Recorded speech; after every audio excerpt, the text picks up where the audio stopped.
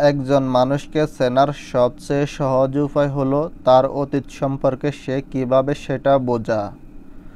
ধরুন একটা সময়ে আর্থিকভাবে বেশ নাজুকতার মধ্য দিয়ে গেছেন, বেশ কষ্টে কেটেছে আপনার দিনগুলো। কষ্টের পরে এক সময় আল্লাহ সুবহানাহু ওয়া তাআলা আপনার জীবনে বারাকাত দিলেন, আপনার কিছু পয়সাপাতি হলো, আপনি মোটামুটি একটা অবস্থানে আসতে শুরু করেছেন সমাজে। সামাজিক অবস্থার পরিবর্তনের সাথে সাথে যদি আপনার বন্ধু মহল বদলে যায়, যেমন কোটিপতি মানুষ না হলে আপনি কারো জন্য সময় করেন না, লাখপতি না হলে আপনি কারো বাসায় দাওয়াতে যান না, ব্র্যান্ডের জামা গায়ে না থাকলে যে কাউকে আপনার গরিব গরিব লাগে, এইসব উপসর্গ যদি আপনার মধ্যে থাকে তাহলে আপনি বন্ধু হিসেবে অবশ্যই সুবিধার নন। নবীজি সাল্লাল্লাহু আলাইহি সাল্লাম ছিলেন মক্কার সবচেয়ে সম্ভ্রান্ত গোত্রের লোক, কিন্তু সমস্ত অসহায়, দরিদ্র আর গরিবদের জন্য তিনি এতটাই নিবেদিত প্রাণ ছিলেন যে কারো ঘরে খাবার না থাকলে তারা সবার আগে নবীজির কাছে চলে আসার কথা চিন্তা করতে পারতেন।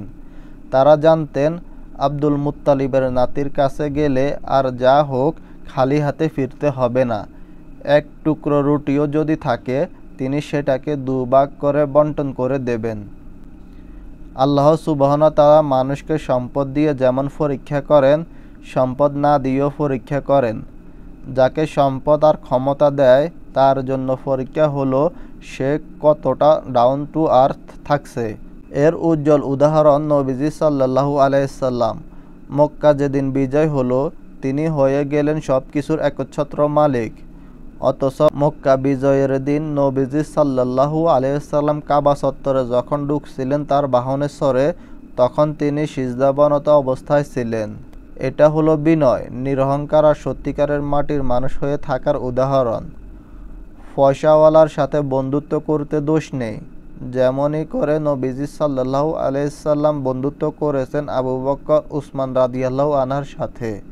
কিন্তু এও তো সত্য, আবু বকর আর উসমানদের বীরে নবীজির জীবন থেকে কখনোই বিল্লাল আর আবু হুরায়রারা হারিয়ে যাননি।